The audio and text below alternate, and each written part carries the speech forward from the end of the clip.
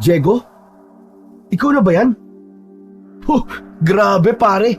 Ang laki na ng pinagbago mo ah! Abel! Aba, anong ginagawa mo rito sa Santa Ines? Kailangan kong samahan si tatay eh. Alam mo naman siguro yung nangyari sa nanay ko, di ba? Hanggang ngayon, wala pa rin kaming nakukuhang impormasyon kung nasan siya. Hindi ka na dapat nagpunta pa rito, Abel. Mali itong desisyon mo na magbalik pa sa lugar na to. Nakakatakot naman yung sinabi mo pare. Bakit? Ano ba nangyayari dito sa Santa Ines? Pare, hindi na ito ang dating Santa Ines. Marami nang nagbago. Kung ako sa'yo, aalis na lang ako dito. Baka magaya ka pa sa mga tao rito na nawalan ng kakayahan na makaalis. Teka pare hindi ko naiintindihan ang sinasabi mo eh. Napakunot ang noo ni Abel nang sa gitna ng pag-uusap nila ng kaibigang si Diego ay tumalikod ito at naglakad palayo. Napakamot na lang sa likod ng ulo niya si Abel sa kakaibang kinilos ng kanyang kaibigan. Nakasalubong niya ito sa paglalakad niya papunta sa kanilang bahay, ngunit hindi niya inasahan na ang dating masiyahin at makulit na si Diego ay tila tinakasan na ng katinuan. Napailing na lamang si Abel at muling naglakad. Sigurado siya na matutuwa ang tatay niyang si Tonyo kapag nakita siya. 5 taon na siyang nawala sa Santa Ines upang magtrabaho sa syudad. Sa loob ng 5 taon na yon ay noon lang siya nagkaroon ng pagkakataon na makabalik sa kanilang lugar. Masakit para kay Abel ang pagbabalik niya sa Santa Ines dahil alam niya na pagdating niya sa kanilang bahay ay tanging ang tatay niya lamang ang madadatnan niya at wala ang kanyang inang si Sabel. Bahagyang naluha si Abel nang matanaw na niya ang bahay nila. Napakaraming alaala ang sabay-sabay na bumabalik sa kanya habang paliit ng paliit ang distansya niya sa kanilang bahay. Bumilis ang paghakbang ni Abel dahil hindi na siya makapaghintay na makita ang kanyang ama na si Tonyo. Nang nasa harap na niya ang pinto ng bahay nila, ay marahan siyang kumatok. Agad yung bumukas at bumungad sa kanya si Tonyo na namumugto ang mga mata. Niyakap ni Abel ang ama niyang si Tonyo at tilapik sa likod. Anak, ginulat mo naman ako. Hindi ka nagsabi na uuwi ka ngayon. Gusto ko po talagang sorpresahin ka, Itay. Kumusta ka na po rito? Ayos naman ako, anak. Pero syempre, iba pa rin kapag nandito ka. Mahirap mag-isa, lalo na nung nawala ang nanay mo. Huwag ka mag-alala, Tay. Nandito na po ako. Sasamahan ko po muna kayo rito. Pumasok si Abel sa bahay nila at naupo sa may sala. May mapait na ngiti sa labi na tiningnan niya ang paligid ng bahay na tila walang nagbago. Naroon pa rin ang mga lumang gamit nila na hindi niya na alam kung ilang taon nang naroon. Wala pa rin po palang pinagbago ang bahay natin, Tay. Halos ganun pa rin po simula nung umalis ako. Hindi ko rin talaga binago ang ayos nitong bahay, anak. Baka kapag bumalik ang nanay mo magalit sa akin dahil binago ko. Kilala mo naman yun. Ayaw na may nakikialam sa mga ayos dito sa bahay. Sandaling natahimik si Abel nang mabanggit ni Tonyo ang nanay niya. Nilukob siya ng kalungkutan. Itay, si nanay po pala. Ano po bang nangyari? May impormasyon na po ba ang mga pulis? 2 buwan nang nawawala ang nanay mo. Pero wala pa rin silang masabi kung nasan si Sabel. Nagpaalam siya sa akin noon na pupunta lang siya sa bayan. Dapat babalik siya bago maghapunan. Pero hindi na siya nakauwi, anak. Tinanong ko na lahat ng mga kapitbahay natin. Pero hindi daw nila nakita ang nanay mo Sinuyod na rin ng mga pulis ang kagubatan. Pero wala. Bigo sila. Nagtataka ang lahat kung ano nangyari sa kanya. Pero hindi lang ang nanay mo nawawala dito sa Santa Ines, anak. Marami na ring iba pang nawawala. Mga 4 na tao na siguro. At hindi pa kasama rin ang nanay mo at ang ibang tao sa ibang baryo. Diyos ko naman. Ano ba nangyayari dito, Tay? Akala ko si nanay lang ang nawawala. Wala bang ginagawa ang mga pulis? Hindi ba dapat ay tinututukan nila kasi hindi lang isa nawawala? Tingin ko kumikilos naman sila. Pero talagang malaking misteryo ang pagkawala ng mga tao rito, Abel. Huwag ka mag-alala, Itay. Kaya ako umuwi ay para makatulong sa paghahanap kay nanay. Hindi tayo titigil hanggat hindi natin siya nakikita. Salamat, anak. Malaking bagay na nandito ka. Pero mag-iingat ka rin. Iba ang takbo ng mga bagay-bagay dito ngayon. May mga kwento kasi na tungkol sa mga bagay na hindi maipaliwanag. Alam mo naman ang mga matatanda dito, mahilig sa mga kwento ng engkanto at aswang. Pero Itay, kailangan pa rin nating malaman ang totoo sa pagkawala ni nanay. Baka yun na rin na maging sagot sa pagkawala ng iba pa. Ewan ko pero hindi ako kumbinsido na tinututukan to ng mga pulis. Nagpatuloy ang pag-uusap nina Abel at Tonyo hanggang sa makaramdam na ng pagod si Abel. Nagpaalam muna siya sa tatay niya na magpapahinga muna siya saglit. Pumasok si Abel sa kwarto niya, maging yun ay walang pinagbago. Dahil sa labis na pagod sa napakahabang biyahe, ay agad siyang nakatulog nang humiga siya sa may kama. Sa pagtulog ngayon ni Abel, ay dinalaw siya ng isang kakaibang panaginip hanggang sa gabi. Habang nagsisindi ng ilaw si Tonyo at naghahanda ng hapunan. Ngunit ang isip ni Abel ay hindi mapakali. Kahit paanong paliwanag, may bahagi sa kanya na hindi matanggap ang biglaang pagkawala ng kanyang ina. Nagpakasaya sila sa muling pagkikita, ngunit ramdam pa rin ang lungkot at pangambang bumabalot sa kanilang dalawa. Kinagabihan, matapos ang kanilang hapunan, nagpahinga si Abel sa kanyang kwarto. Pagod sa biyahe at sa bigat ng mga balitang nalaman, mabilis siyang nakatulog. Ngunit sa kanyang pagtulog, binalot muli siya ng isang kakaibang panaginip. Nasa gitna siya ng kagubatan, nakarinig siya ng pag-iyak sa likod niya at sa paglingon niya ay nakita niya ang kanyang inang si Isabel. Nakatalikod yon sa gawi niya at walang tigil sa paghikbi. Marahang lumapit si Abel sa kanyang ina. Tinawag niya ito nang makalapit siya, ngunit hindi ito sumagot. Biglang humarap kay Abel ang kanyang ina. Namutla siya sa nakita dahil kakaiba ang itsura nito. Ang mga mata nito ay puro itim at ang mga ngipin ay parang mga pangil ng isang halimaw.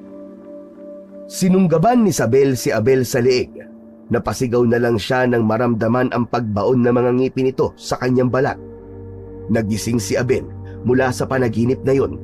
Humihingal siya at pawis na pawis. Hindi niya maipaliwanag ang takot na naramdaman niya sa panaginip na yon. Ang imahe ng kanyang ina na tila isa itong aswang ay malinaw pa sa kanyang isipan. Habang nakahiga siya, tinititigan niya ang kisame ng kanilang bahay. Alam niyang may malalim na dahilan ang panaginip na yon. Maaaring isa yung pangitain na magtuturo sa kanya sa kinaroroonan ng nawawala niyang ina. Kinabukasan ng umaga ay maagang bumangon si Abel. Nagpasya siyang tumungo sa istasyon ng pulis sa bayan upang personal na magtanong kung may bagong impormasyon sa pagkawala ng kanyang nanay. May lakad ka ba, anak? Bihis na bihis ka. Pupunta po ako sa bayan. Magtatanong-tanong po ako sa mga pulis kung may balita na po ba sa paghahanap nila kay nanay. Kakagaling ko lang doon ng isang araw, anak. At ang sabi nila ay wala pa rin. Pupunta pa rin po ako, Tay. Sana po ay may bago na silang impormasyon na maibibigay sa atin. Sana nga, anak. Sige, mag-iingat ka at huwag ka magpapagabi. Opo, Tay. Alis na po ako.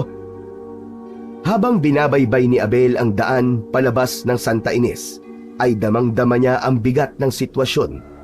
Nagdasal siya na sana ay may bagong ebidensya o balita ang mga pulis tungkol sa kaso ng kanyang ina at ng iba pang nawawalang tao sa Santa Ines. Pagdating sa istasyon ng mga pulis, ay agad siyang lumapit sa isang pulis na nasa lamesa at nagtanong tungkol sa kanyang ina. Ayon sa pulis ay wala pa rin bagong impormasyon at sinusuri pa rin ng mga ito ang lahat ng dahilan ng pagkawala ni Isabel. Wala pa raw konkretong ebidensya kung nawawala o naglayas ang nanay ni Abel. Nabigo si Abel sa dasal niya. Inasahan niyang magkakaroon ng kahit kaunting pag-usad, pero wala pa rin. Naglakad na siya palayo mula sa mesa ng pulis at sa kanyang paglingon ay napansin niya ang isang dingding na puno ng mga papel. Nakaramdam siya ng kilabot nang makita ang mga larawan at pangalan ng mga nawawala. Halos lahat ay mula sa Santa Ines. Napalunok si Abel dahil kabilang ang kanyang ina sa mga mukhang naroon. Agad siyang lumabas ng istasyon nang may kirot at bigat sa kanyang dibdib. Pagbalik ni Abel sa Santa Ines ay naisipan niya na maglakad-lakad muna at wag munang umuwi sa bahay nila. Nais niyang maging payapa kahit sandali ang isip niya, hanggang sa naalala niya ang sapa kung saan madalas sila noon ni Diego nung mga bata pa sila. Nagtungo ron si Abel at hindi niya inaasahan na naroon din si Diego. Nakaupo ito sa bato sa gilid ng sapa. Nakatulala ito habang nakatingin sa tubig.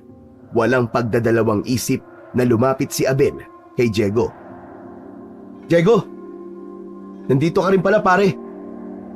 Napalingon si Diego kay Abel pero hindi ito nagsalita o kahit ngumiti man lang. Nagmamadali itong tumayo at naglakad paalis sa sapa. Hinabol ni Abel ang kaibigan at hinawakan to sa braso. "Diego, sandali! Sandali lang! Huwag ka naman umalis kagad. Kumusta ka na? Ang tagal nating hindi nagkita eh. Ano ba nangyayari sa'yo?" Huminto si Diego sa paglalakad pero hindi ito lumingon sa kanya. Umalis ka na, Abel. Umalis ka na at huwag ka nang bumalik. Teka, ano bang ibig mong sabihin? Alam mong hindi ako pwedeng umalis dito sa Santa Ines hanggat hindi ko nakikita ang nanay ko. Huwag ka na magtanong, Abel. Gawin mo na lang ang sinabi ko sa'yo. Kung gusto mo, isama mo na rin sa pag-alis ang tatay mo. Huwag mo nang hintayin, pare, na maging biktima ka rin ni Macario. Macario? Sino si Macario, Diego? Teka, hindi talaga kita maintindihan eh. Hindi na sinagot pa ni Diego ang katanungan na yun ni Abel. Inalis nito ang kamay niya sa braso nito at mabilis itong naglakad papalayo hanggang sa tuluyan na itong nawala sa kanyang paningin. Naiwan doon si Abel na litong-lito at punong-puno ng tanong.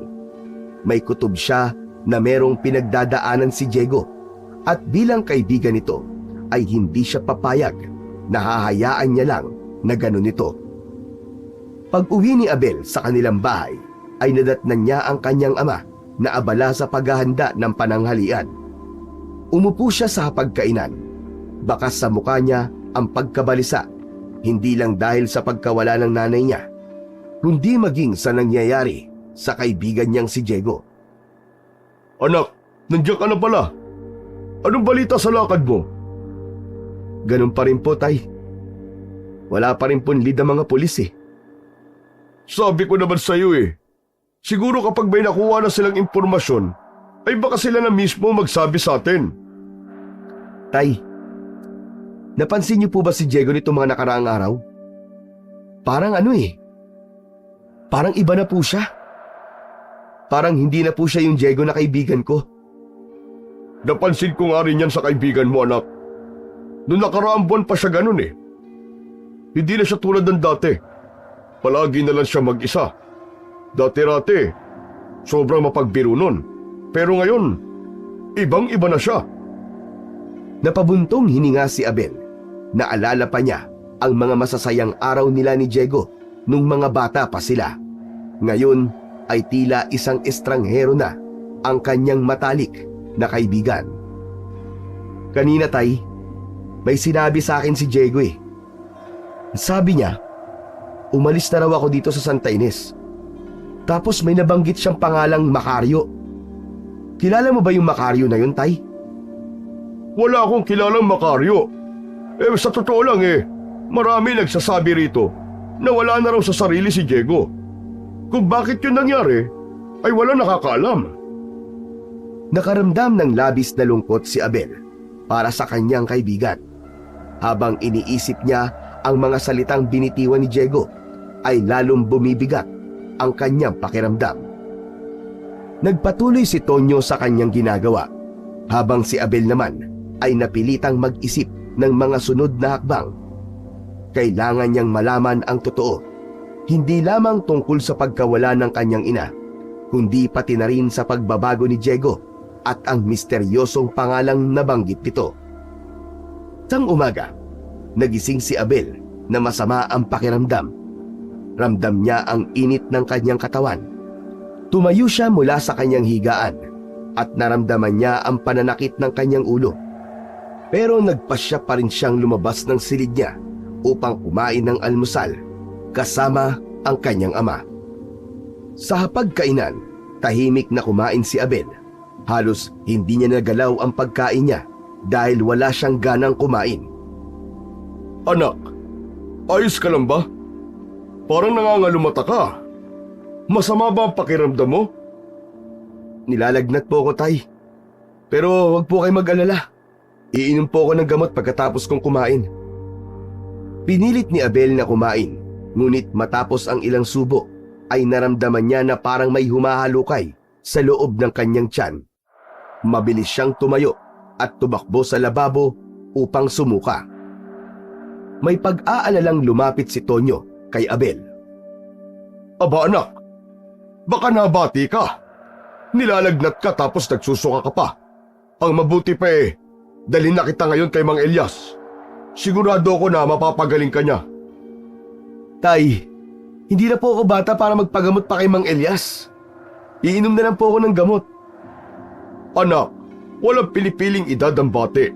Kahit bata o matanda, tinatamaan yan. Mas mabuti pa, pumunta na tayo kay Mang Elias. Mag-ayos ka na, sige na, para makaalis na kagad tayo. Wala nang nagawa pa si Abel, kundi ang pumayag sa gusto ng tatay niya. Pinagbigyan na lamang niya si Tonyo upang hindi na ito mag-alala. Matapos magpalit ng damit, ay agad na nagtungo ang mag-ama sa kubo ni Mang Elias. Pagdating ni Abel sa bahay ni Mang Elias, ay bumungad sa kanila ang amoy ng mga halamang gamot at mga langis. Lumabas si Mang Elias mula sa kubo at sinabi agad nila ang pakay nila. Pinapasok sila nito at inihanda agad ni Mang Elias ang mga kakailanganin nito sa paggagamot kay Abel. Ba! Si Abel pala ito! Ang laki na ng pinagbago mo! Pumusyaw ang kulay mo! Alam mo ba, nung bata ka pa, ay sakitin ka! Madalas ka dito noon! Lagi kang dinadala ng nanay mo si Isabel. Oo nga pala, ano na ang balita sa kanya, Tonyo? Wala pa rin po, Mang Elias. Hanggang ngayon wala pa rin sinasabi ang mga pulis kung may hinala na ba sila kung nasa ng asawa ko. Nakakatakot na talaga dito sa Santa Ines. Ang daming nawawalang tao. Pero alam nyo ba, malakas ang kutob ko. Nakakaibang nilalang ang may kinalaman sa pagkawala ng mga tao dito sa Santa Ines at sa iba pang lugar. Napakunot ng noo si Abel at hindi napigilang magtanong. Ano naman pong nilalang ang tinutukoy niyo, Mang Elias? Hindi ko pa maaaring sabihin sa ngayon kung anong nilalang yun, Abel. Hindi ko nais magdulot ng takot sa mga tao. Saka na lang siguro ako magsasalita kapag sigurado na ako. Sinimulan ni Mang Elias ang panggagamot kay Abel, kaya hindi na nagawang magtanong pa ni Abel. Nadagdagan patuloy ang mga kailangan niyang isipin dahil sa sinabi ni Mang Elias. Sinuob ni Mang Elias si Abel at pagkatapos nun ay meron itong dahon na kinuha na kasing laki ng palad. Nilagyan nito yon ng langis at idinarang ang dahon sa apoy. Habang mainit-init pa ang dahon, ay itinapal nito yon sa tiyan ni Abel. Huwag mong tatanggalin ang dahon na yan sa tiyan mo, Abel. Hayaan mong kusang matanggal yan. Okay po, Mang Elias. Maraming salamat po. Mang Elias, may itatanong po sana ako sa inyo eh. Yung sinabi niyo pong kakaibang nilalang, may kinalaman po ba yun sa pagkawala ng nanay ko? Malaki ang posibilidad, Abel. Pero hindi pa tamang panahon para sabihin ko ang lahat. Baka makasama lang sa inyo kung ngayon ko ito ilalantad. Gaya ng sinabi ko, gusto ko munang makasiguro sa mga hinala ko. Matapos mag-abot ni Tonyo ng pera kay Mang Elias, ay nagpaalam na sila sa matandang albularyo.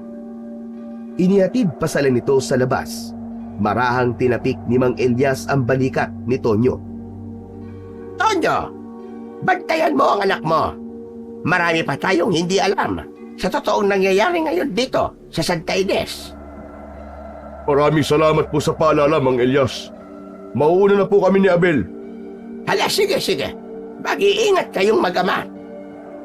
Tahimik na umalis si Abel at Tonyo mula sa bahay ni Mang Elias.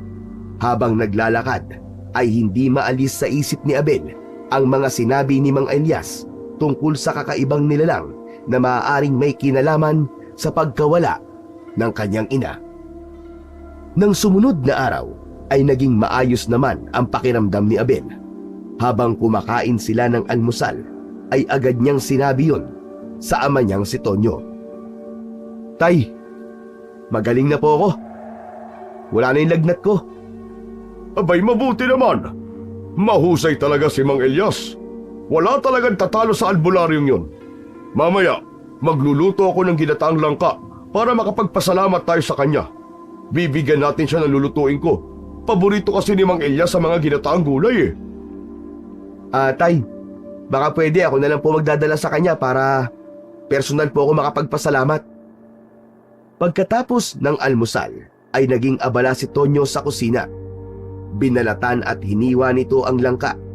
Maya-maya pa ay naaamoy na ni Abel ang mabangong niluluto ng kanyang ama. Bago sumapit ang tanghalian, ay tapos na sa pagluluto si Tonyo. Sumandok ito ng ginataang langka at pinuno nito ang isang malaking mangkok. Ipinatong nito ang mangkok sa pinggan at inabot yon kay Abel. Abel, dalhin mo tong ginataang langka kay Mang Elias. Ipaabot mo na rin sa kanya ang pasasalamat ko dahil napagaling ka niya, ha? Sige po tay, ako na pong bahala. Bilisan mo lang, anak, ha? Para pagbalik mo kakain na tayo. Agad na naglakad si Abel patungo sa bahay ni Mang Elias. Pagdating niya sa bahay ni Mang Elias, ay kumatok siya sa pinto. Ilang saglit lang ay bumukas yun at lumabas si Mang Elias. Ngumiti ang matandang albularyo nang makita si Abel. Aba, ikaw pala yan, Abel. Kumusta na ang pakiramdam mo? Ayos na po, magaling na po ako. Maraming salamat po, Mang Elias. Ito nga po pala. Dinalan ko po kayo ng ginataang langka bilang pasasalamat. Si tatay po ang nagluto niyan. Maraming salamat daw po. Aba, ay ganun pa. Ito talagang si Tonyo. Maraming salamat. Alam talaga ni Tonyo ang paborito kong ulam. Hala, sige. Halika rito. Pumasok ka muna at ililipat ko lang ng lalagyan nitong ulam. Pumasok sa kubo si Abel at naupo. Habang nasa maliit na kusina si Mang Elias, ay bumalik sa alaala ni Abel ang sinabi ni Mang Elias tungkol sa kakaibang nilalang. Maya-maya pa ay lumapit si Mang Elias kay Abel at inabot ang mangkok at pinggan. Hindi ko na hinugasan ng mga yan, para maulit. Mang Elias, may itatanong po sana ako tungkol po dun sa sinabi nyo kahapon eh. Ano po bang kakaibang nilalang ang tinutukoy nyo? Abel, sinagot na kita kahapon sa tanong mong yan. Hindi pa rin ako sigurado at ayoko magdulot ng takot sa mga tao o isipin nila na nababaliw na ako kapag sinabi ko kung anong nilalang yon. Mang Elias, nangangako po ako sa inyo na hindi ko po ipagsasabi sa kahit na kanino. Kahit po kay tatay, hindi ko po sasabihin. At hindi ko po iisipin na nababaliw kayo. Gusto ko lang po talaga malaman kung ano ang totoo at anong klaseng nilalang po ang sinasabi nyo. Minga ng malalim si Mang Elias. Tila pinag-isipan pa nito kung sasabihin ba nito ang nalalaman niya. Maya-maya pa ay isang malalim na paghinga ang pinakawalan ng matandang albularyo. Aasahan ko na tutupad ka sa pangako mong yan, Abel. Kaya magsasalita na ako sa iyo. Matagal ng panahon ang nakakalipas ay may isang malakas na aswang ang nanalasa dito sa Santa Ines. Kakaiba ang lakas niya, kaya masasabi ko na hindi siya pangkaraniwang aswang. Sa sobrang lakas niya, ay may kakayahan siyang gawing aswang ang isang ordinaryong tao. Noon pa man, marami na siyang nasirang buhay at pinatay. Pero tumulong ang mga diwata para matalo siya. Ano po? Tama po bang narinig ko? Tumulong ang mga diwata? Nagbigay ang mga diwata ng isang makapangyarihang sandata sa isang karapat-dapat na tao.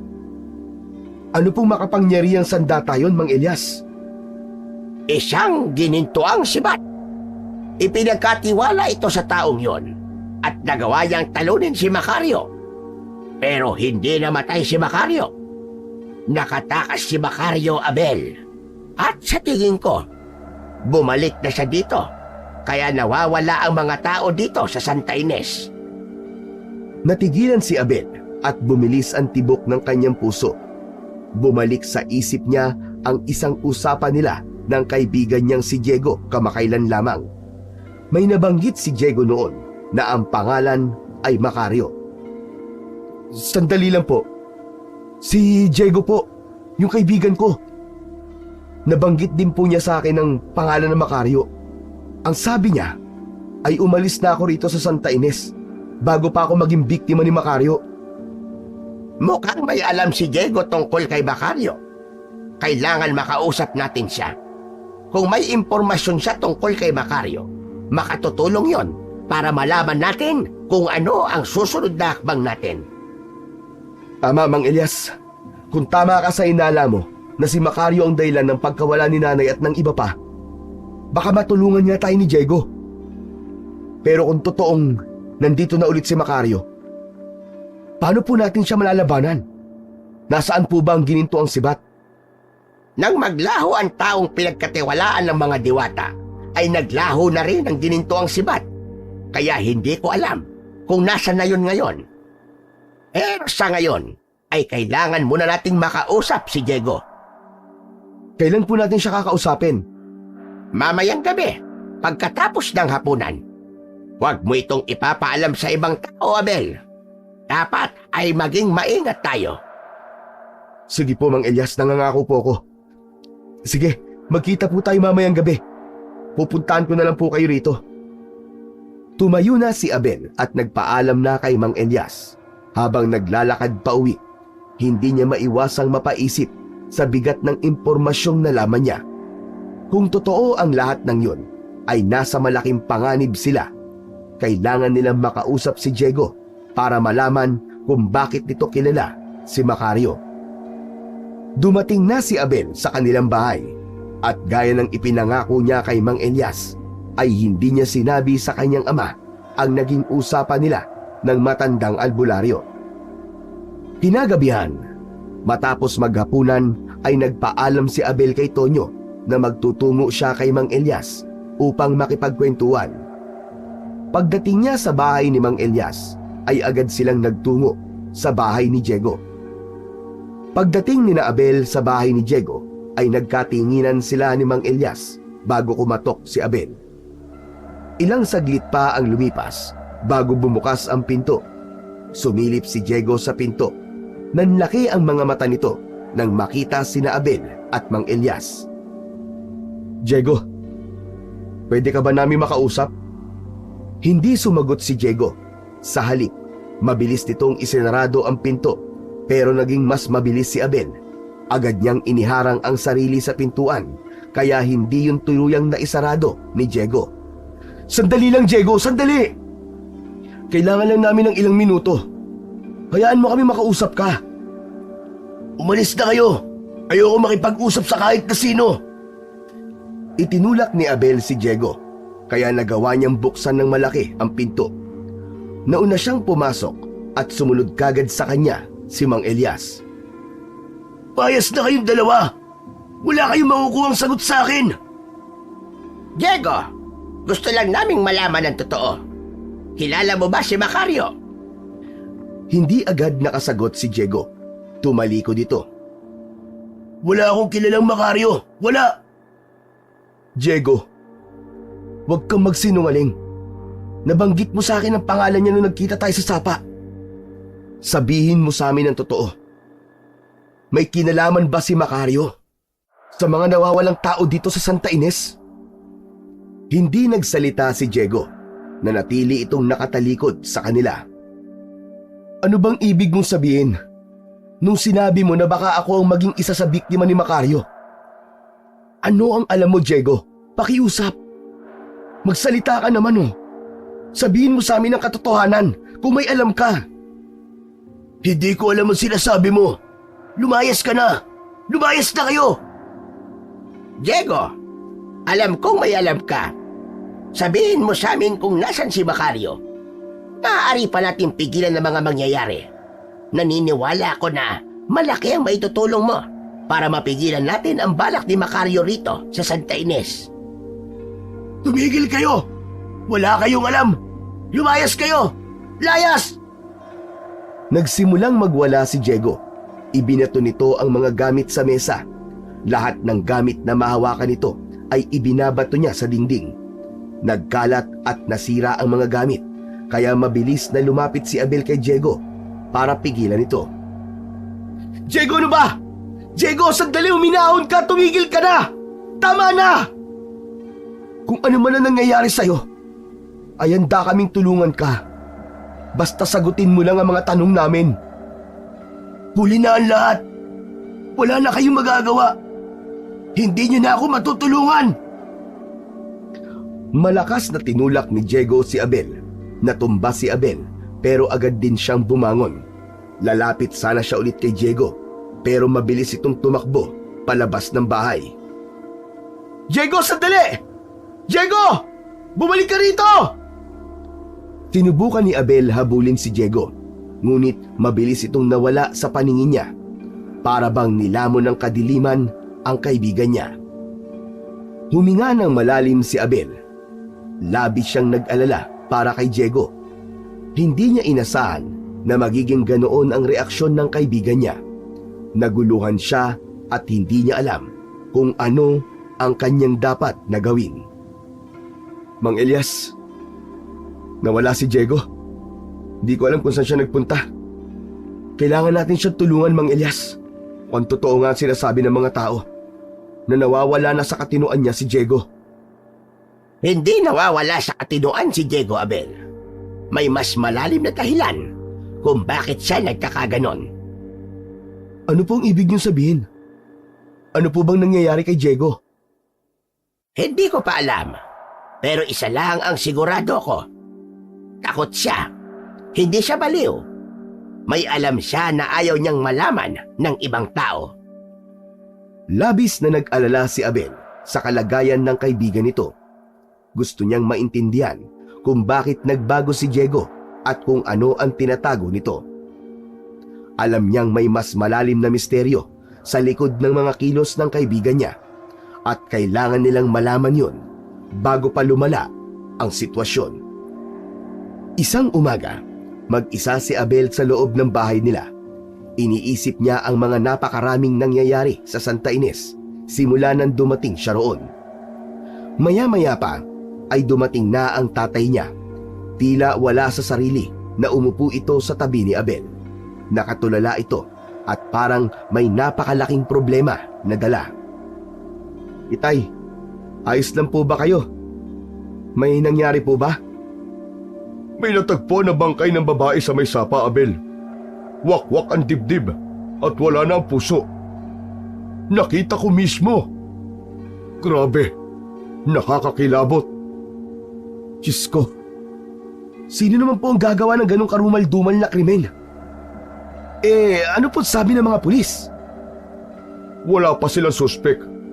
Pero narinig ko sa mga tao na aswang daw ang pumatay sa babae kaya ganun ang itsura ng bangkay. Hindi nagsalita si Abel. Doon niya napagtanto na tama ang lahat ng hinala ni Mang Elias. Mukhang nagbalik na nga ang malakas na aswang na sinabi sa kanya ng matandang albularyo. Naisip niya na kailangan niyang makausap muli si Mang Elias tungkol sa bagay na yon. Tay, aalis po muna ako ha. O bakit? Saan ka pupunta? Kay Mang Elias lang po. At ano naman ang gagawin mo ron? Masakit po kasi ang tiyan ko eh. Magpapagamot lang po ako sa kanya. Ganun ba? Eh, sasamahan na kita. Hindi na po kailangan, Tay. Kaya ko na po ito. Bago pa tuluyang magpumilit si Tonyo na samahan si Abel, ay nagmamadali na siyang umalis. Ayaw niyang ipaalam sa tatay niya ang mga napag-uusapan nila ni Mang Elias dahil sigurado siya na mag-aalala lang ito sa kanya. Pagdating ni Abel sa bahay ni Mang Elias, ay nakita niyang nakabukas ang pinto, kaya walang pasabi na pumasok siya roon. Nagulat si Mang Elias sa biglaang pagdating ni Abel. Abel! Aba, ano tumahangos ka? Mang Elias, may masama pong balita eh. May nakita raw po na bangkay ng isang babae dito sa Santa Ines. Wakwak daw po ang dibdib at wala na ang puso. Sabi po ng mga tao, aswang daw po may kagagawan. Mukhang tama nga ang hinala ko, Abel. Nagbalik na si Macario. Kung ganon, nasa malaking panganib ang Santa Ines. Diyos ko, baka nabiktima ng Macario na yun si nanay kaya nawawala siya. Iwasan mo ang pag-iisip ng negatibo, Abel.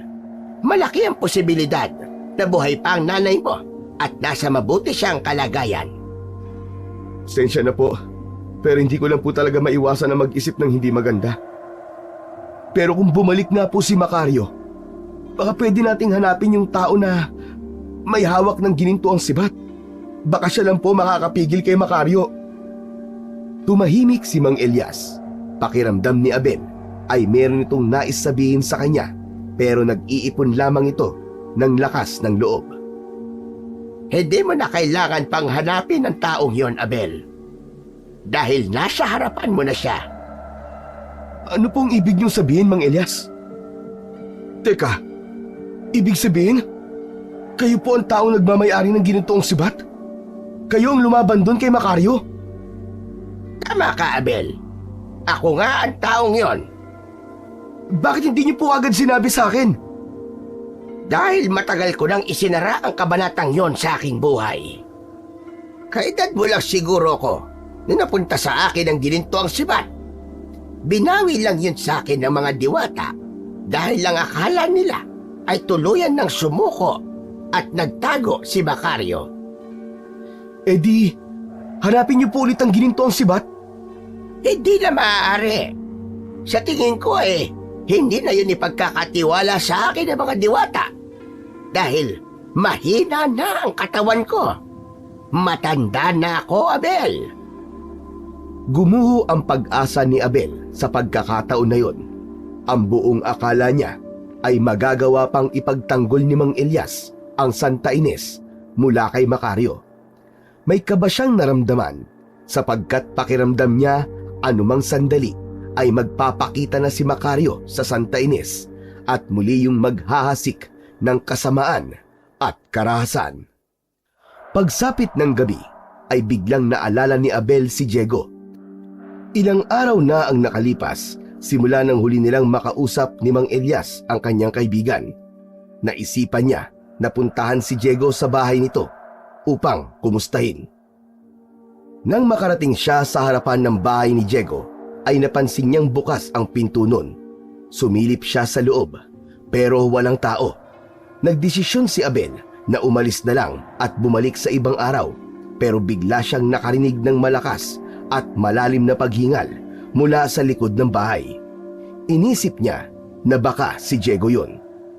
Naglakad si Abel papunta sa likod ng bahay. Pagdating niya roon, ay nakita niya ang isang lalaki na nakatalikod sa gawi niya. Nakaluhod yun sa lupa at parang may kinakain. Pinakatitigan ni Abel ang lalaki Ngunit hindi niya masiguro kung si Diego ba yon o hindi dahil madilim. Diego? Pare, ikaw ba yan? Tumigil sa paggalaw ang lalaki at unti-unting nilingon si Abel. Nang makita ni Abel ang mukha ng lalaki, ay nakumpirma niyang si Diego ngayon. May hawak itong patay na pusa at yun ang kinakain nito. Puno ng dugo ang mukha ni Diego. Nanlamig ng husto si Abel dahil tila iba na ang mukha ng kaibigan niya. Mabalasik ang mga mata nito at may matutulis na ngipin. Umangil pa ito na akala mo ay isang mabangis na hayop. Diyos ko, Diego! Ano nangyari sa'yo? Hindi sumagot si Diego. Binitiwan nito ang pusa at tumayo. Nagsimulang umatras si Abel nang marahang humakbang si Diego palapit sa kanya. Sa isang iglap, umatake si Diego kay Abel. Mabilis na tumakbo si Abel. Hinabol siya ni Diego hanggang sa kalsada. Hindi maintindihan ni Abel kung bakit naging aswang ang kaibigan niya. Napasigaw si Abel nang sinunggaban siya ni Diego mula sa likuran. Nadapa si Abel. Tumihaya siya at tatayo na sana, pero muling sumunggab si Diego para kalmutin siya. Isinangga niya ang kanyang braso at doon bumaon ang matatalim na kuko ni Diego. Tiningnan siya ni Diego na para bang isa siyang napakasarap na pagkain sa paningin nito. Diego, pare! Ako to si Abel! Kaibigan mo ako, ano ka ba? Ngunit tila hindi na siya kilala ni Diego. Ang nasa isip na lamang nito ay ang mapatay si Abel. Doon na nagdesisyon si Abel na sumigaw. Tulungan niyo ako! Saklolo! Tulong! Pumaibabaw si Diego sa kanya. Ngumanga ito ng malaki at muling umangil ng malakas. Nagpatuloy naman si Abel sa paghingi ng saklolo. Akmang sasakmalin na si Abel ni Diego nang may mga taong nagsilabasan mula sa mga bahay. Narinig ng mga yon ang sigaw ni Abel. Agad na sinugod ng mga tao si Diego. Ang iba sa mga yon ay may dalang gulok, kutsilyo at pamalong kahoy. Pinagtulungan ng mga yon si Diego. Nang hilakbot si Abel, nang makita niyang kahit duguan na si Diego, ay patuloy pa rin ang mga tao sa pananakit dito. Teka, tama na! Tama na! Huwag niyo siyang patayin, tama na! Ngunit tila hindi na nadinig ng mga tao si Abel. Nakita niya sa mukha ng mga tao ang galit habang walang tigil na tinataga, sinasaksak at pinapalo si Diego. Hanggang sa tuluyan ng bumagsak ang duguang si Diego sa lupa. Napaluhod si Abel sa tabi ng katawan ni Diego. Hindi na yun humihinga. Nanginig siya at hindi makapaniwala sa kanyang nasaksihan. Hindi niya napigilan ang pag-agos ng luha mula sa kanyang mga mata. Ang taong matagal na niyang naging kaibigan at pinagkakatiwalaan ay isa palang aswang. Hindi niya matanggap na sa ganoong paraan mamamatay ang kanyang kaibigan. Kinuha ng mga tao ang katawan ni Diego. Tinanong niya ang mga yon kung saan dadalhin si Diego. Sinabihan siya ng isang lalaki na susunugin nila yon upang masiguro na patay na ang aswang.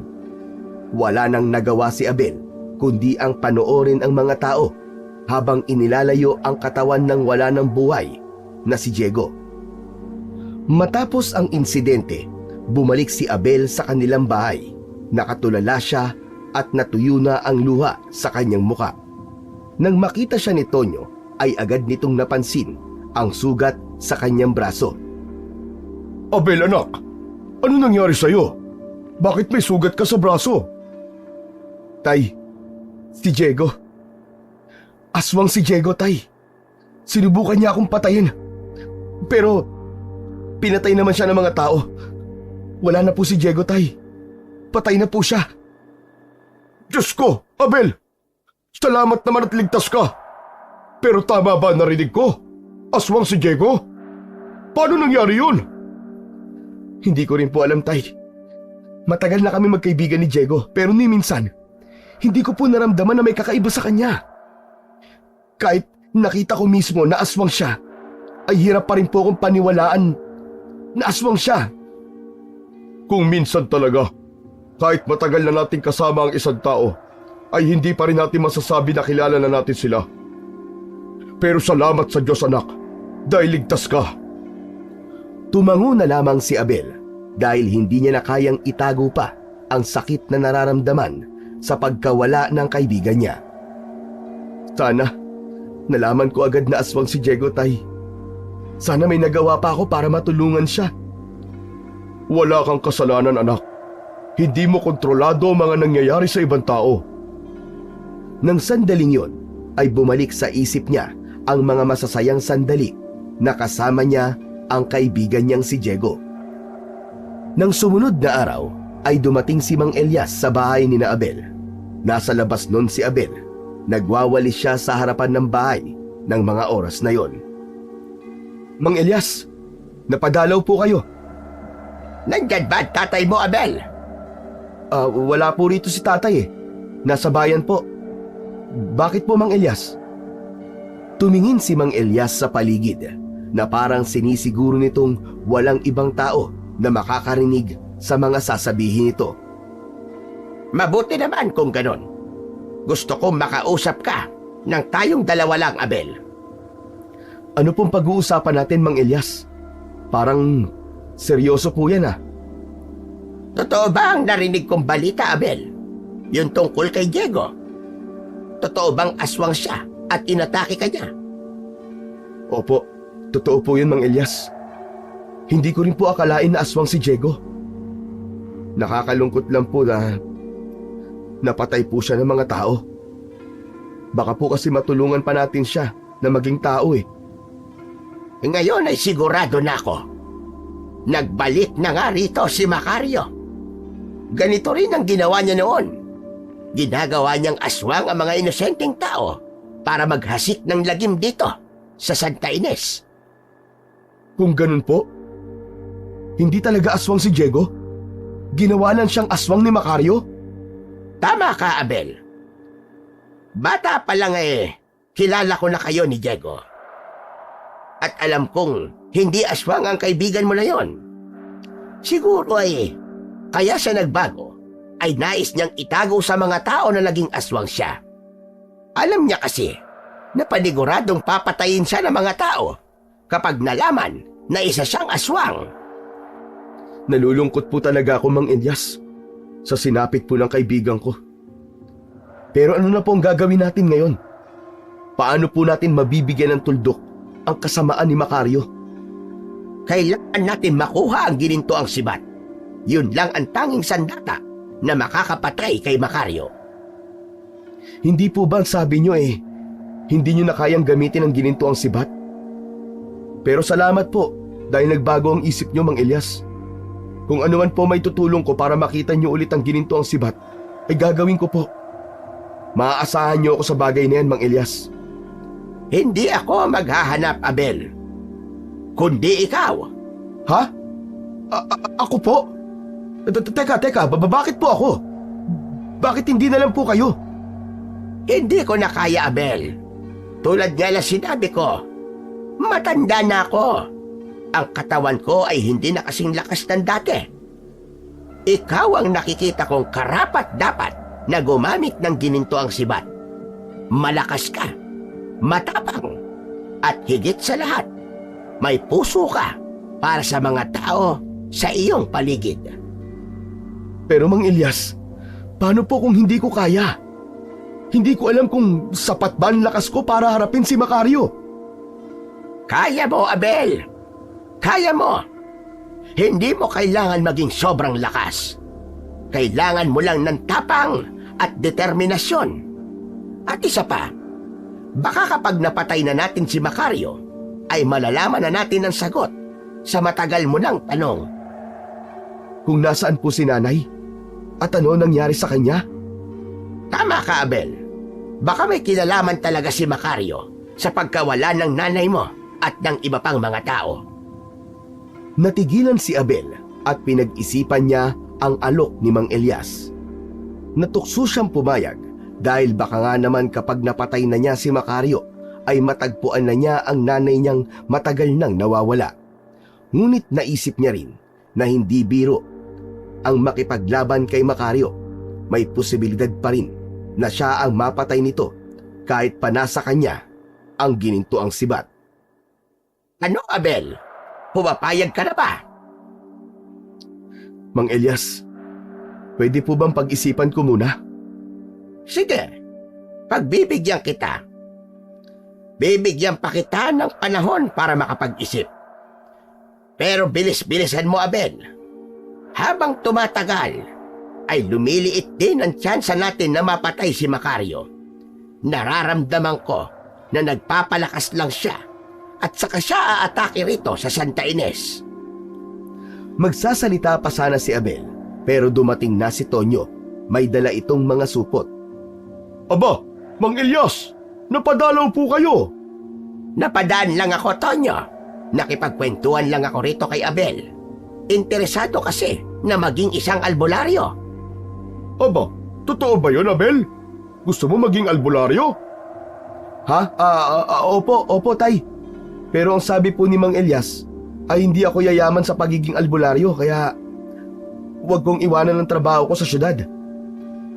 Wala namang problema kung magiging albularyo ka, anak. Maganda nga yun at marami kang tao matutulungan.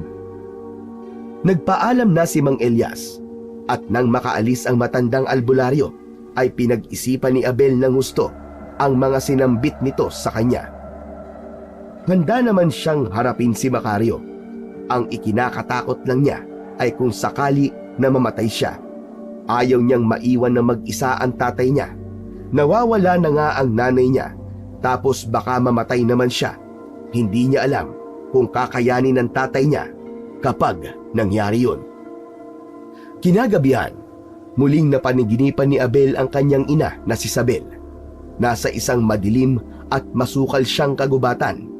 Tahimik ang kapaligiran, maliban sa mahinang pag-ugong ng hangin na tila bumubulong ng mga salitang hindi niya maintindihan. Naglalakad si Abel hanggang sa nakita niya ang kanyang nanay. Nakatayo yun sa harapan niya habang umiiyak. Ang mga kamay nito ay nakahawak sa dibdib. Mabigat ang tingin nito kay Abel at sa bawat pagpatak ng luha nito ay ramdam ni Abel ang pighati ng kanyang ina. Sumama si Isabel sa kanya. Humingi ito ng tulong sa kanya. Anito ay hirap na ito. Napakasakit na marinig para kay Abel ang mga salitang yon. Sinubukan niyang lumapit kay Isabel, ngunit parang may puwersang pumigil. Sa bawat hakbang na kanyang ginagawa ay mas lalo lamang siyang napapalayo. Nagising si Abel mula sa panaginip na yon, na humihingal at pawis na pawis. Pakiramdam niya ay totoong-totoo ang panaginip niyang yon. Nanatili siyang nakatitig sa kisame habang pinag-iisipan kung ano ang kahulugan ng panaginip niya. Doon niya napagtanto na baka nga buhay pa ang nanay niya at sa pamamagitan ng panaginip niya ay humingi ito ng tulong sa kanya. Kinabukasan, hindi mapakali si Abel. Hindi niya matanggal sa isipan ang nakita niya sa kanyang panaginip. Bumalik sa alaala niya ang mga sinabi ni Mang Elias sa huling pag-uusap nila. Bigla niyang naisip na baka nga tama si Mang Elias. Baka nga ang daan upang makita niya ang kanyang ina ay ang kamatayan ni Macario. Hindi niya malalaman kung totoo yun kung hindi siya kikilos. Kaya't napagpasyahan niyang pumunta sa bahay ni Mang Elias. Nakita niya ang matandang albularyo na nakaupo sa hagdan paakyat sa kubo nito. Abel, nandito ka ba dahil nakapagdesisyon ka na? Opo, Mang Elias. Pumapayag na po akong hanapin ko ang ginintuang sibat. Sigurado ka na ba sa desisyon mo?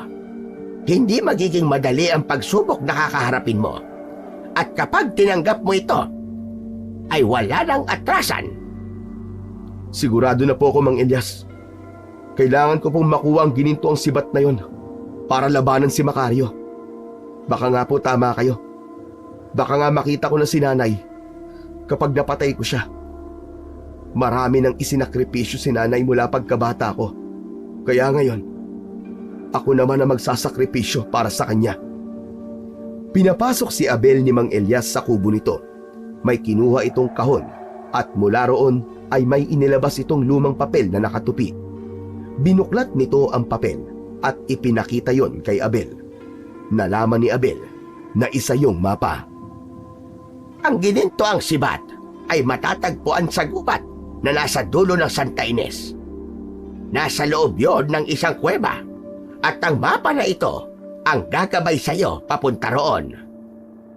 Paano ko po makukuha ang sibat? Sapat na po bang puntahan ko lang ang kuweba? Hindi yon magiging ganong kasimple, Abel.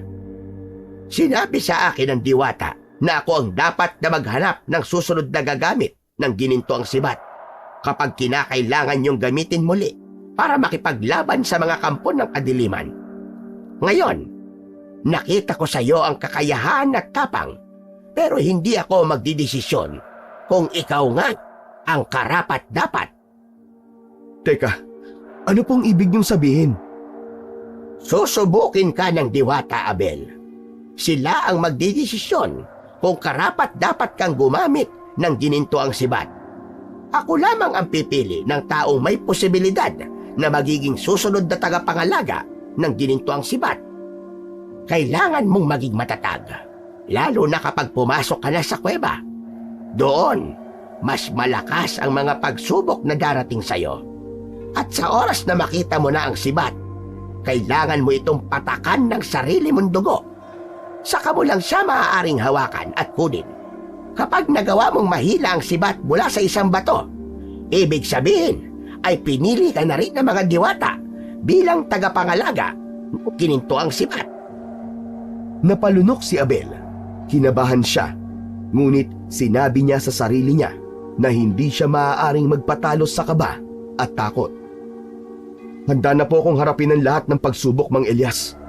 Basta makuha ko lang po ang ginintoang sibat at makita na namin ni tatay si nanay. Matagal na tinitigan ni Mang Elias si Abel. Kita sa mga mata nito ang paghanga at tiwala sa binata. Malakas ang kutob ko na kaya mo, Abel.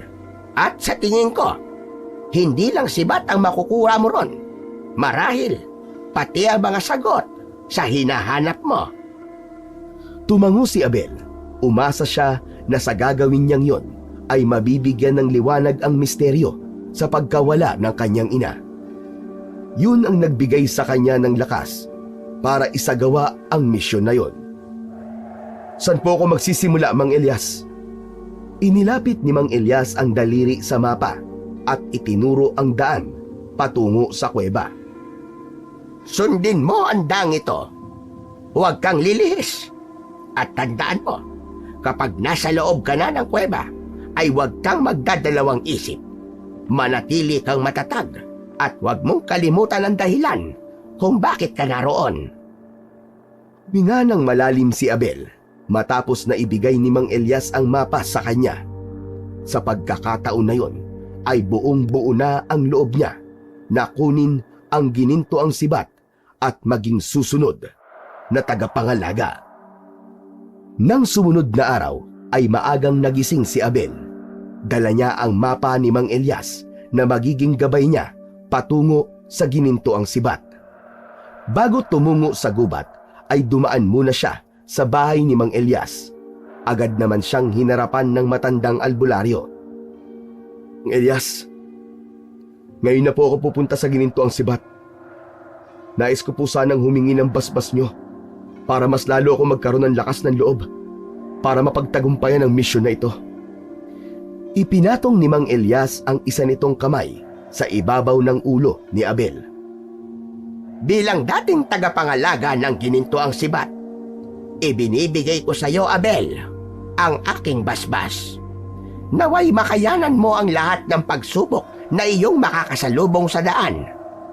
Naniniwala ko na magtatagumpay ka dahil gagabayan ka ng ating Panginoong Diyos. Aming salamat po, Mang Elias.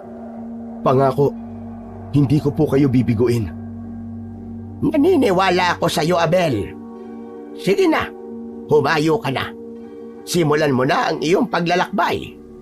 Dito lang ako sa Santa Ines para kung sakaling may maganap na pag-atake ng mga aswang, ay may magtatanggol sa mga tao rito.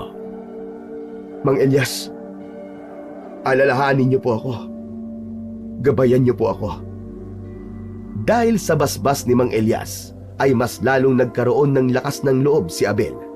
Nagsimula na siyang maglakad patungo sa kagubatan. Malayo pa lang ay naramdaman na ni Abel ang bigat ng hangin habang papasok siya sa gubat. Parang may kakaibang enerhiyang bumabalot sa paligid na nagpapatayo ng kanyang balahibo. Sinilip niya ang mapa at siniguro niya na tama ang kanyang dinadaanan. Makalipas ang ilang oras na paglalakad sa gubat, ay nakaramdam si Abel ng kakaibang presensya sa kanyang paligid. Maya-maya pa ay narinig niya ang mahinang ungol ng isang babae mula sa kung saan. Lumingon siya, ngunit wala siyang nakitang ibang tao. Naglakad-lakad pa siya hanggang sa nakakita siya ng isang babae na nakahandusay sa lupa. Labis siyang nag-alala nang makita niyang sugatan at duguan ang babae. Ano nangyari sa'yo? Tumingin ang babae kay Abel. Kahit sugatan nito, ay kapansin-pansin ang angking kagandahan nito na para bang isa tong diyosa na nagkatawang tao. Inatake ako ng aswang kagabi. Halos patayin niya ako. Mabuti na lang at nagawa kong makatakas sa kanya. Halika, ililipat kita ng pwesto kung saan mas komportable ka. Maraming salamat sa iyo. Ako nga pala si Mayumi. Ikaw, anong pangalan mo? Abel, tawagin mo kong Abel. Maingat na binuhat ni Abel ang babae. Inihiga niya ito sa ilalim ng puno at sinuri ang mga sugat nito. Mabuti na lang at nakita mo ko. Ano palang ginagawa mo rito sa gubat, Abel? May bagay akong kailangan hanapin dito, Mayumi. Sandali lang ha. Dito ka lang. Lalabas ako ng gubat para humingi ng tulong. Wag na! Hindi mo na kailangan umalis. Mas mabuting sumama ka na lang sa akin. Bakit? Saan tayo pupunta? Ang totoo, malapit lang ang kubo ko rito, Abel. Maaari tayo magpahinga ron. Kayang-kaya kitang paligayahin. Sa paraang alam ko. Ha? Hindi pwede. Importante ang bagay na kailangan kong hanapin. Mas importante ba kesa sa akin, Abel? Kalimutan mo na ang mga bagay na hinahanap mo. Isipin mo ang langit na maaabot mo kapag sumama ka sa akin. Sige na, Abel. Tayo na. Hindi agad nakapagsalita si Abel. Ngumiti si Mayumi na mas lalong nagpalitaw ng kagandahan nito. Lumapit ito ng bahagya kay Abel at halos maramdaman na niya ang init ng hininga nito sa kanyang muka. Naramdaman ni Abel ang mga kamay ni Mayumi na dahan-dahang humahaplos sa kanyang balikat at pababa sa kanyang braso. Tumindig ang balahibo ni Abel dahil sa kakaibang pakiramdam na dulot ng haplos ni Mayumi. Naalala ni Abel ang babala ni Mang Elias. Doon niya napagtanto na baka isa yun sa pagsubok sa kanya ng mga diwata. Mariing pumikit si Abel habang patuloy ang paghaplos ni Mayumi sa katawan niya. Pagsubok lang to. Pagsubok lang to. Paulit-ulit yung ibinulong ni Abel sa kanyang sarili. Pilit niyang pinipigilan ang kanyang sarili na huwag magpadala sa tukso. Naramdaman pa rin niya ang mainit na palad ni Mayumi sa kanyang katawan. Ngunit nagmatigas siya at sinubukan niyang hindi magpaapekto. Makalipas ang ilang sandali, ay unti-unting naramdaman ni Abel na nawala na ang paghaplos ni Mayumi. Nang idilat niya ang kanyang mga mata, ay wala na si Mayumi. Nakahinga na ng maluwag si Abel. Alam niyang nakalampas siya sa pagsubok na yon. Muli niyang binuksan ang mapa at tumingin sa direksyon ng kanyang pupuntahan. Alam niyang hindi pa tapos ang mga pagsubok, kaya ipinangako niya sa sarili niya na mananatili siyang matatag. Nagpatuloy sa paglalakad si Abel. Unti-unti nang dumidilim ang paligid. hanggang sa tuluyan ng sumapit ang gabi. Binaliwala niya ang mga kaluskos na naririnig niya sa mga nadadaanan niya. Mas lalong lumakas ang loob niya nang makita niya sa mapa na malapit na siya sa kuwebang kinaroroonan ng ginintuang sibat. Makalipas ang ilang minuto ay narating na ni Abel ang kuwebang pupuntahan niya. Huminto siya sa bukana ng kuweba at huminga ng malalim. Hindi na siya nagdalawang isip at pumasok na siya sa loob ng kuweba. Inilabas niya ang baon na flashlight at binuksan yon upang makita niya ang kanyang dinadaanan. Habang naglalakad si Abel sa loob ng madilim na kuweba, ay biglang nagtaasan ang kanyang mga balahibo sa braso at sa batok. Maya-maya pa ay nakarinig siya ng pamilyar na boses na tinawag ang pangalan niya. Nilingon ni Abel ang pinagmumulan ng tinig at nagulat siya nang makita niya ang kanyang ina. Lalapitan niya sana ito pero biglang nagbago ang anyo nito. Lumaki ang mga mata nito at naglaglagan ang mga ngipin. Umiyak ang nanay niya at paulit-ulit siyang tinanong kung bakit niya ito iniwanan. Malakas na napasigaw si Abel. Nakaramdam siya ng takot sa sarili niyang nanay kaya tumakbo siya palayo rito. Patuloy siya nitong tinawag sa nakakatakot nitong boses. Hindi ikaw ang nanay ko! Tigilan mo ko! Hindi ikaw ang nanay ko! Nang makalayo na si Abel, ay hindi niya na narinig ang boses ng nanay niya. Huminto siya at lumingon sa kanyang pinanggalingan. Maglalakad na sana ulit si Abel, pero sa pagharap niya ay nakita niya si Diego sa unahan niya. Puno ng sugat at dugo ang buong katawan nito. Diego? Pare? Dahan-dahang lumapit si Diego. Lumuha ito ng dugo habang nakaangat ang mga kamay na parang nais siyang hawakan. Bakit mo ako pinabayaan, Abel? Bakit mo ako hinayaang mamatay? Patawarin mo ako, pare. Wala akong nagawa para pigilan ng mga tao. Wala kang kwentang kaibigan. Wala kang kwentang kaibigan! Bago pa man makasagot si Abel, ay bigla siyang sinakal ni Diego. Halos hindi siya makahinga sa sobrang higpit ng pagkakasakal sa kanya ni Diego. Pakiramdam niya ay parang madudurog ang kanyang leeg. Puno ng galit ang mga mata ni Diego at tuloy-tuloy ang pagdaloy ng dugo sa mga mata nito. Halos mabaliw si Abel sa takot at pagsisisi. Pumikit siya. Pilit niyang kinalma ang sarili at sinabi sa isip niya na hindi totoo ang lahat ng nakikita niya. Hindi ito totoo. Hindi ito totoo.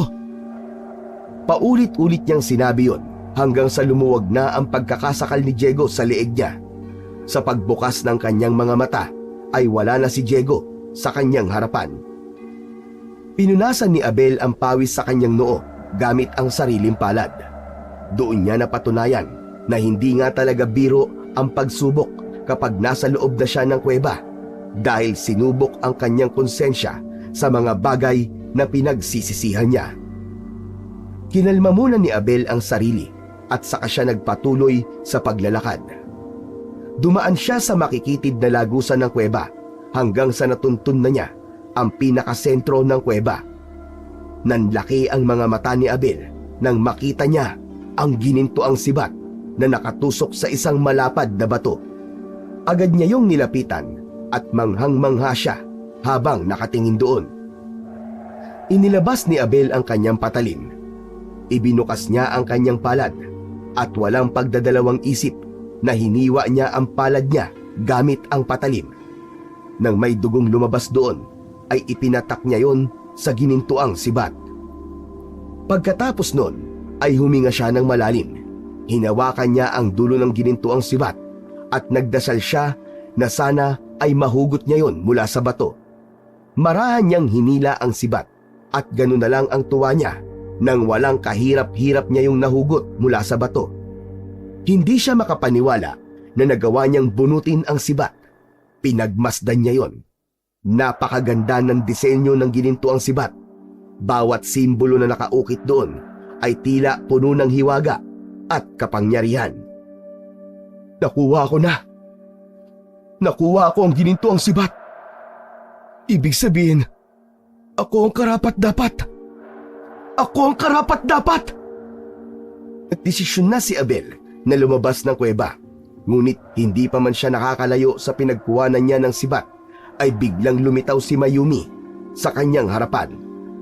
Pero hindi na siya ang babaeng nakita ni Abel kanina. Isa na itong diwata na nakasuot ng makinang nakasuotan at balot ng liwanag. Binabati kita, Abel. Nalagpasan mo ang lahat ng pagsubok. Hindi nagkamali si Elias sa pagpili sa iyo. Natigilan si Abel. Hindi siya makapagsalita at nakatitig lang siya kay Mayumi. Mula ngayon, ikaw na ang tagapangalaga ng ginintoang sibat. Ang sibat na yan ay magbibigay sa iyo ng lakas at kapangyarihan upang labanan si Macario. Gamitin mo yan ng may karunungan.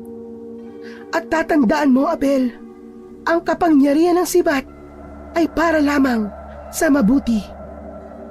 Maraming salamat, Diwatang Mayumi. Maraming salamat at ipinagkatiwala mo sa akin ang ginintoang sibat. Ngumiti si Mayumi bago ito tuluyang naglaho. Nakaramdam naman si Abel ng kakaibang kapayapaan at lakas. Sa pagkakataon na yun, ay tuluyan na siyang lumabas ng kuweba. Pero sa paglabas ni Abel ng kuweba, ay nagulat siya sa kanyang nakita. Isang napakalaking aswang ang nakatayo, ilang dipa mula sa bukana ng kuweba. Nakatingin yun ng matalim sa kanya. Di ko akalain na muling may makakakuha ng ginito ang sibat. Ang sibat na muntik nang maging dahilan ng aking kamatayan noon. Natigilan si Abel nang mapagtanto niya na ang aswang nakaharap niya ay walang iba kundi si Macario. Macario! Mabuti naman at ikaw na mismo nagpakita sa akin. Hindi na ako mahihirapan at tugisin ka. Masyado kang mayabang. Ngunit nararamdaman ko ang takot sa iyong puso. Mahina ka. Hindi mo ko kaya. Mukhang nagkamali ang mga diwata sa pinagkatiwalaan nila sa pagkakataon na ito. Bakit di mo ako subukan, Macario? Hindi yung puro kasatsat. Napangisi ang aswang. Malakas na umangil si Macario. Mula sa kung saan-saan ay magkakasabay na lumabas ang mga aswang na mukhang kanina pa nakatago at naghihintay lamang ng hudyat ni Macario upang magpakita kay Abel. Ha! Kahit magsama-sama pa kayo ng mga alagad mo, hindi mo ako kaya, Macario!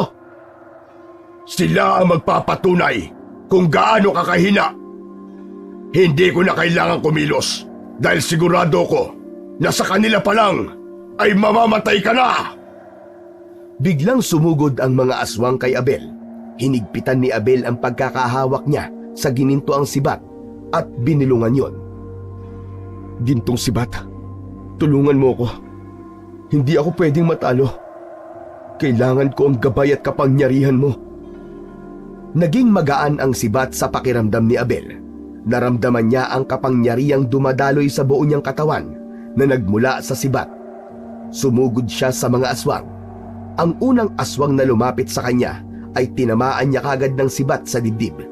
Isa pang aswang ang tumalon mula sa kaliwa, ngunit mabilis niya rin yung napaslang gamit ang ginintoang sibat. Mas marami pang aswang ang sumugod. Si Abel ay walang tigil na hinarap ang mga yon. Walang tigil ang pag-atake niya. Sa bawat aswang na napapaslang niya ay mas lumalakas ang tiwala niya sa kanyang sarili. Isang babaeng aswang ang mabilis na lumapit kay Abel para sakmalin siya. Sasaksakin niya sana ang aswang ng sibat sa dibdib, ngunit bigla siyang natigilan nang makita ang muka ng aswang. Sa kabila ng malahalimaw na muka ng aswang, ay nakita niya pa rin doon ang muka ng kanyang nanay na si Sabel. Nanay? Nanginig ang mga kamay ni Abel. Inalis niya ang pagkakatutok ng sibat sa dibdib ng aswang. Hindi siya makapaniwala na naging aswang na rin ang kanyang ina. At sa palagay niya ay hindi na siya nito nakikilala. Nagpatuloy sa pagsugod ang nanay ni Abel sa kanya. Sinunggaban siya nito at kinagat siya sa balikat. Bumaon ang matatalim nitong mga ngipin sa kanyang laman. Napasigaw si Abel sa sakit. Nang makawala siya sa pagkakakagat ng nanay niya, ay mabilis siyang tumakbo palayo rito. Narinig niya ang malakas na halakhak ni Macario. Nakita niya ito sa kanyang harapan. Nakita mo na? Mga alagad ko lang ang makakatalo sa'yo. Walang iya ka, Macario! Hindi kita mapapatawad sa ginawa mo sa nanay ko! Mabilis na kumilos si Macario. Tumakbo ito papunta kay Abel, at dahil sa samot-saring emosyon sa dibdib niya, ay hindi niya nagawang iwasan si Macario. Sinakal siya ni Macario at inangat siya nito nang walang kahirap-hirap. Umangat ang mga paa niya sa lupa habang pahigpit ng pahigpit ang pagkakasakal sa kanya ni Macario. Papatayin kita, Macario! Papatayin kita! Gagawa mo pa ba yun? Sa kalagayan mo ngayon? Mahina ka. Wala kang kwenta. Sa tingin mo ba, matatalo mo ko? Hindi pa ipinapanganak ang taong makakapatay sa akin. Hirap na si Abel. Nawawala na ang kanyang lakas at ang gininto ang sibat na kanina'y mahigpit niyang hawak ay tuluyan ng nakawala sa kanyang kamay. Bumagsak yun sa lupa. Matiim na nakatingin si Abel kay Macario habang pilit siyang kumakawala kahit tila imposible pa siyang makawala sa pagkakasakal nito. Habang sinasakal ni Macario si Abel ay hindi siya tumigil sa pag-iisip ng paraan kung paano siya makakawala. Halos wala na siyang hininga, ngunit hindi niya inalis ang determinasyon sa kanyang puso. Sa hindi inaasahang pangyayari ay narinig ni Abel ang pagsigaw ng nanay niya. Sinabi nito na bitiwan ni Macario si Abel. Biglang sumugod si Sabel at tumalon sa likuran ni Macario. Mariin nitong kinagat ang batok ni Macario. Napasigaw si Macario sa sakit at nabitiwan nito si Abel. Lumayo si Macario kay Abel habang pilit itong inaalis ang nanay ni Abel sa likod nito. Habang patuloy na nagpupumiglas si Macario, ay nagawa nitong alisin ang nanay ni Abel sa likod nito. Malakas nito yung ibinalibag sa lupa. Napasigaw si Abel nang masaksihan ang ginawa ni Macario sa kanyang ina. Itinaas ni Macario ang mga kamay nito na may matutulis na kuko. Alam ni Abel na itatarak nito yon sa kanyang nanay, kaya mabilis siyang nag-isip ng dapat niyang gawin. Mabilis na dinampot ni Abel ang gininto ang sibat sa lupa at ibinato niya yon ng buong lakas kay Macario. Napasigaw si Macario sa matinding sakit. Hindi makapaniwala si Abel sa sunod na nangyari. Parang may sariling isip ang sibat na bumalik yon sa kamay niya. Tila alam ng sibat kung sino ang may-ari rito. Buong tapang na tumayo si Abel at sa pagkakataong yon ay si Macario na lang ang tanging nakikita niya. Akala mo ba ay mapapabagsak mo ko ng ganun lang kadali? Nagkakamali ka. Hindi ikaw ang tatalo sa akin. Mabilis na tumakbo si Abel papunta kay Macario. Sinalubong siya ni Macario at nagawa nitong iwasan ang pag-atake niya gamit ang sibat. Nagsimula na ang sagupaan ni na Abel at Macario. Paminsan-minsan ay may mga alagad ni Macario na sinusubukang sugurin si Abel, pero madali niyang napapatay ang mga yon. Tumalon si Abel at nagtagumpay siya na itarak ang sibat sa braso ni Macario. Nagpupumiglas si Macario, ngunit wala itong magawa. Pinigilan ni Abel na makagalaw si Macario gamit ang nakatarak na sibat dito. Hindi mo ko matatalo. Ako ang pinakamalakas na aswang. Hindi ako titigil hanggat hindi ka nawawala sa mundong to, Macario! Hinugot ni Abel ang sibat at nagpatuloy ang kanyang pakikipaglaban. Lahat ng pag-atake ni Macario ay madali niyang naiiwasan. Sa paningin niya ay napakabagal ng paggalaw ni Macario at sigurado siya na ang gininto ang sibat ang nagbigay sa kanya ng kakayahan niyang yon. Hindi niya tinigilan ang pagsugod. Pakiramdam niya ay hindi siya nakakaramdam ng pagod. Nang mapansin ni Abel na pagod na si Macario, ay agad niya yung sinamantala. Mabilis niyang itinarak ang sibat sa gitna ng dibdib ni Macario. Biglang nagliyab si Macario. Nang hugutin ni Abel ang sibat, ay napaluhod sa lupa si Macario habang patuloy itong nilalamon ng naglalagablab na apoy. Umaalingaw-ngaw sa buong kagubatan ang sigaw ni Macario. Hindi inalis ni Abel ang tingin niya kay Macario hanggang sa halos maging abo na ito. Nang tuluyan ng napaslang ni Abel si Macario, ay doon lamang siya nakaramdam ng pagod. Ngunit ang pagod na yon ay may kasamang kasiyahan dahil nagtagumpay siyang patayin si Macario. Luminga si Abel sa paligid. Hinanap niya ang kanyang ina. Nakita niya itong nakahiga sa lupa, sugatan, ngunit buhay pa. Lumapit siya sa kanyang ina at lumuhod. Hindi siya makapaniwala nang bumalik na ito sa pagiging tao. Maging ang lahat ng aswang na naroon ay naging tao na ulit matapos mamatay ni Macario. Hindi na napigilan ni Abel ang umiyak. Maigpit niyang niyakap si Isabel. Matagal na niyang pinagdasal ang sandaling yon at hindi siya makapaniwala na nangyayari na yon. Habang umiiyak, ay humingi ng tawad si Isabel kay Abel. Ayon kay Isabel, nang maging aswang ito dahil kay Macario, ay pinili nitong magtago na lamang sa kagubatan dahil sa tuwing nagiging aswang ito sa gabi ay hindi na nito alam ang ginagawa nito at sinusunod na lamang nito kung ano ang iuutos ni Macario. Kanina, hindi alam ng nanay ni Abel kung paano nito nakilala si Abel kaya ipinagtanggol siya nito mula kay Macario. Matapos yun, ay patuloy pa rin ito ng paghingi ng tawad kay Abel. Wala po kayong kasalanan, Nay. Biktima lang din po kayo kagaya ng mga taong nandito ngayon. Pero ang importante po, wala na si Macario. Ligtas na po kayo at ang iba pang mga taong naging biktima niya. Hindi na kayo aswang at makakauwi na kayo sa bahay. Magkakasama-sama na po ulit tayo ni na tatay. Patuloy sa pag-iyak sina Abel at Isabel. Pero sa pagkakataong yun, hindi na yun dala ng sakit at pangungulila, kundi luha na yun ng kasiyahan. Lumapit kay Abel ang mga tao na dati ay naging aswang upang magpasalamat sa kanya. Abot langit ang saya ni Abel dahil nun lamang niya naramdaman ang sarap sa pakiramdam na nakatulong siya ng malaki sa napakaraming tao. Maya-maya pa ay nagsimula na silang maglakad palabas ng gubat. Hawak ni Abel ang kamay ng kanyang ina habang sa isang kamay naman niya ay tangan niya ang ginintuang sibat. Makalipas ang ilang sandali ay nagulat sina Abel nang makita nila sina Tonyo at Mang Elias. Halos maiyak sa saya si Tonyo nang makita si Isabel. Patakbong lumapit si Tonyo kay Isabel at mahigpit itong niyakap. Salamat sa Diyos at buhay ka, Isabel! Asawa ko! Hinayaan lang ni Abel ang mga magulang niya sa tagpong yun. Lumapit si Mang Elias sa kanya at tinapik siya sa balikat na may kasamang ngiti.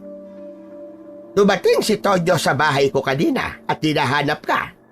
Sabi niya, maghapon kang hindi umuwi at nag-aalala na siya sa'yo. Naawa ko, kaya wala akong nagawa kundi ang sabihin sa kanyang totoo.